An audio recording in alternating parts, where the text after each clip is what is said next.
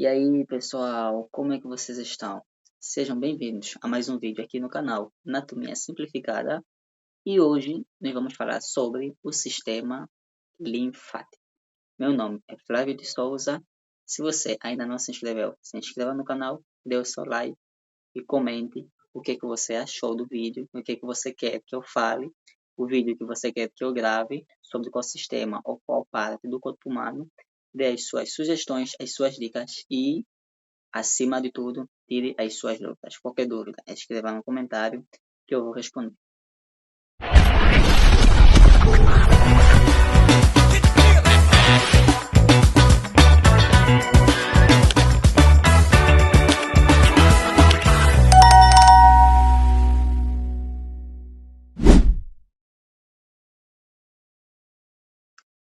Pessoal, muitas pessoas não gostam do sistema linfático porque pensam que o sistema linfático é um sistema complicado. Mas na verdade, não. Por isso, eu trouxe hoje, de uma forma resumida e simples, o sistema linfático para vocês entenderem e nunca mais se esquecerem da importância do nosso sistema linfático. Para começar, nós vamos então ver o que é o sistema linfático. O sistema linfático é uma complexa rede de vasos linfáticos que vão transportar a linfa. O sistema linfático ele trabalha junto com o sistema imunológico, porque ele contém células de defesa como linfócitos T e B e também macrófagos, e ele também compõe o sistema circulatório, que é composto então pelo sistema cardiovascular, sistema linfático. O sistema linfático ele vai ser composto, primeiramente, pelos capilares linfáticos, que são essas estruturas aqui. O sistema linfático ele está pintado em verde. E as primeiras estruturas que vão começar lá nos capilares sanguíneos, entre as arteríolas e as vênulas, nós vamos ter os capilares linfáticos, que vão ter então como função absorver os líquidos intersticiais, que vai formar a nossa linfa. Este é o primeiro componente. Depois, nós vamos ter os vasos linfáticos, que são tubos que vão transportar a linfa até os linfonodos e até os ductos torácicos e ducto linfático direito, que são os ductos coletores da linfa, porque como no sistema cardiovascular nós temos as artérias e as veias que transportam o sangue, no sistema linfático nós vamos ter os vasos linfáticos que transportam a linfa. O outro componente do sistema linfático são os linfonodos. Os linfonodos são então estruturas em formato de feijão ovuladas e vão ter células imunológicas, como os linfócitos, que vão então filtrar e combater alguns micro-organismos. Depois dos linfonodos, nós temos aqui os ductos coletores, que são os ductos linfáticos, que são dois ductos principais e que nós vamos ver mais em frente. São essas estruturas, então, e mais outras que eu vou falar depois, que vão então compor o sistema linfático. E vocês me perguntam, Flávio, quais são as funções do sistema linfático? O sistema linfático ele tem basicamente três funções principais. A primeira função é de drenar o excesso de líquidos intersticiais aqui nos capilares sanguíneos. Já já eu vou explicar isso através da formação da linfa. A segunda função é de transportar lipídios. Ele não só transporta lipídios, como também absorve lipídios através dos intestinos. E também transporta vitaminas, como a vitamina A, D, E e K, por exemplo. E a terceira função é, então, a função imunológica do sistema imune. Ou seja, o sistema linfático ele possui células de defesa, glóbulos brancos, que vão, então, combater infecções que estão presentes no nosso corpo. Essas são as três principais funções do sistema linfático. E agora, vocês já viram que o sistema linfático possui vasos linfáticos que transportam a linfa. Mas como é feito, então, este transporte? O sistema linfático ele está paralelo ao sistema cardiovascular. Ele é um sistema circulatório, porque circula a linfa, porém, ele não circula dentro das artérias e das veias, mas sim numa parte separada. É como se fosse uma outra alternativa. Aqui nesta imagem nós temos aqui as artérias e nós temos as veias. Aqui, no final das arteríolas e das veias, nós temos os capilares. É a partir dos capilares onde o sistema linfático vai ser originado através dos capilares linfáticos. Eles vão absorver o líquido, que anteriormente era o plasma, que extravasou durante a passagem aqui nos capilares para os espaços intersticiais, formando assim o líquido intersticial ou líquido intercelular. E esse líquido ele vai ter que ser absorvido para não ficar aí parado e causar um inchaço, que é o edema, que nós vamos ver mais daqui a pouco. Esse líquido ele é então absorvido, ele é filtrado e ele passa então pelos vasos linfáticos que vão carregar este líquido separadamente das veias e vão desembocar o mesmo líquido a linfa lá em cima, nas grandes veias, para entrar de novo ao coração e ser bombeado para os pulmões e de volta para todas as partes do corpo humano. E esse transporte ele é feito primeiramente através das válvulas. O sistema linfático possui válvulas nos vasos linfáticos, assim como as veias possuem válvulas.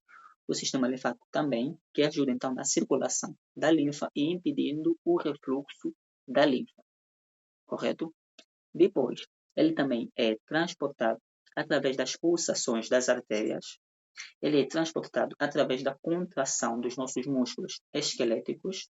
Quando nós caminhamos, por exemplo, nós diminuímos um inchaço, que são esses edemas causados pelo acúmulo de líquido intersticial, por causa da contração da musculatura esquelética. E quando ele sobe aqui nos ductos coletores, ele também é facilitado pela baixa pressão das veias braquiocefálicas, que são as veias que vão desembocar lá e formar as veias cavas, né? No caso, a veia cava superior apenas, e vão desembocar o sangue junto com a linfa dentro do coração, correto? Agora, quais são então os órgãos linfáticos? Nos órgãos linfáticos, nós vamos ter órgãos primários e órgãos secundários. Quais são os órgãos primários do sistema linfático? Os órgãos primários do sistema linfático são o timo e a medula óssea. Por que estes órgãos são chamados de órgãos primários? Porque são eles que vão produzir as células, como por exemplo os glóbulos brancos, e também é neles onde essas células vão ser maturadas. Por exemplo, a maturação dos linfócitos ocorre aqui neste órgão e fica anteriormente ao coração, que é o timo. Quando nós somos criança, o timo tem um tamanho grande e à medida que vamos crescendo, ele vai diminuindo de tamanho. Então, o timo, que é responsável pela maturação dos linfócitos, juntamente com a medula óssea, que tem a função de produzir estas células, são os órgãos primários. E os órgãos secundários são aqueles outros órgãos que não produzem e nem são local de maturação das células, como, por exemplo, nós temos o baço, onde ocorre a morte das hemácias, a hemocaterese. Nós temos as amígdalas, que são, então, formadas pelas nossas tonsilas. Nós temos as tonsilas faríngeas na faringe, as tonsilas linguais e as tonsilas palatinas. Temos também os linfonodos, nós vamos falar mais daqui a pouquinho, que são também órgãos secundários do sistema linfático. Temos também aqui os vasos linfáticos, o apêndice e entre outros órgãos. Agora, vamos então falar sobre a linfa. O que é a linfa? A linfa é um líquido esbranquiçado que tem então quase a mesma composição que o sangue, porém ele possui muitas células de defesa, que são os glóbulos brancos, e não possui hemácias. É por isso que a linfa ela não é vermelha, porque ela não possui hemácias. A linfa é um líquido que vai se formar então da seguinte forma. Aqui, como exemplo, eu trouxe um capilar sanguíneo, onde ocorre a troca de nutrientes entre o sangue arterial e o sangue venoso. Dentro dos capilares vão possuir estas células, que na qual entre elas vai ter um espaço que são os espaços intersticiais. Durante a troca de nutrientes, a passagem do sangue e do plasma, ocorrerá vazamento desse plasma. E esse líquido ele vai ser acumulado aqui, nesses espaços. Esse líquido é chamado de líquido intersticial. Esse líquido ele precisa ser drenado para não ocorrer um inchaço. Ao ser drenado, ele vai entrar para dentro dos vasos capilares e dará então origem à nossa linfa. Quando este líquido ele não é drenado, por algum motivo, causa um inchaço que ele é indolor. Daí está a diferença entre edema e inflamação. A inflamação provoca dor e o edema não. Esse inchaço, então, a causa do edema, que é definido como um inchaço causado pela retenção de líquidos nos tecidos. E esse edema ele precisa ser drenado, pode ser através de uma massagem, de uma drenagem linfática, ou então através da caminhada. É por isso que pessoas que estão muito paradas têm a tendência de ter as pernas mais edemadas, ok? Mas quando começam a caminhar ou a fazer exercícios físicos, a contração da musculatura esquelética ajuda a transportar a linfa daqui da região inferior para a região superior. Como exemplo, nós temos aqui então esse inchaço nas duas pernas causados pela retenção de líquido intersticiais, que são os nossos edemas. E o edema ele cede à pressão. Aqui ela pressionou o dedo e após ela retirar o dedo, a pressão mantém, ok? Conseguimos ver aqui um buraco e aos poucos esse buraco vai voltar ao normal. E quais são então os nossos vasos linfáticos que vão transportar a linfa? Os vasos linfáticos, eles podem ser aferentes ou eferentes. Qual a diferença dos dois? A diferença é que aqui nesta imagem, por exemplo, nós temos aqui este vaso linfático. Após o vaso linfático, nós temos aqui um linfonodo, que eu vou pintar de verde. Não, eu vou pintar então de vermelho, um linfonodo. E aqui nós vamos ter um outro vaso, ok? E aqui nós temos o linfonodo grande, uma imagem para vocês verem melhor. O linfonodo. Os vasos aferentes são aqueles vasos que vão trazer a linfa para os linfonodos, porque a linfa ela atravessa os linfonodos. Então, os vasos que trazem a linfa até os linfonodos, no caso, esses vasos aqui, são os vasos aferentes. Depois, a linfa ela passa pelos linfonodos e ele vai sair dos linfonodos por outros vasos linfáticos, que são os vasos linfáticos eferentes. Então, vasos linfáticos aferentes, que trazem a linfa para os linfonodos, e os vasos linfáticos eferentes, que vão levar a linfa dos linfonodos para os ductos coletores. E temos também, então, os linfonodos. Como eu já disse, linfonodos são esses órgãos. No caso, este órgão em formato de feijão, que vai ser formado por células do sistema imunológico, como, por exemplo, macrófagos e linfócitos T e B. A linfa, ao passar por essas estruturas, ela vai ser filtrada e todos os micro-organismos, todos os vermes vão ser, então, combatidos pelas células do sistema imunológico. E os linfonodos, eles se acumulam em regiões como a região poplítea, por detrás do joelho, nas axilas, na virilha e na região do pescoço, onde nós encontramos os linfonodos em maior quantidade. Em alguns casos, quando nós estamos a passar por uma infecção, nós conseguimos pegar aqui no pescoço, nas axilas ou na virilha, e nós sentimos uma dor e sentimos algumas estruturas arredondadas, que são então os linfonodos, que eles estão inchados devido à presença de uma infecção. Isso significa que eles estão a lutar e a combater contra algum agente.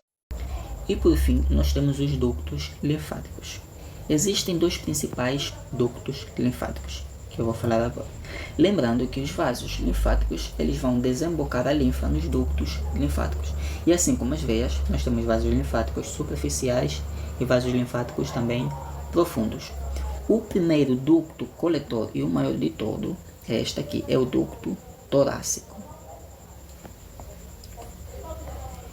De onde então o ducto torácico vai receber a linfa?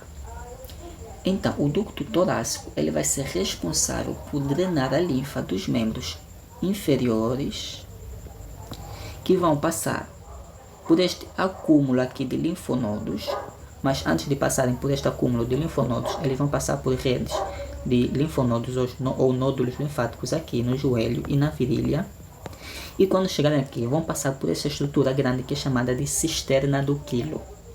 Da cisterna do quilo continua a drenar uma região do hemitórax, a região do membro superior esquerdo e uma região da hemiface e hemipescoço. Tudo isso vai desembocar aqui neste ducto torácico, que é esta aqui.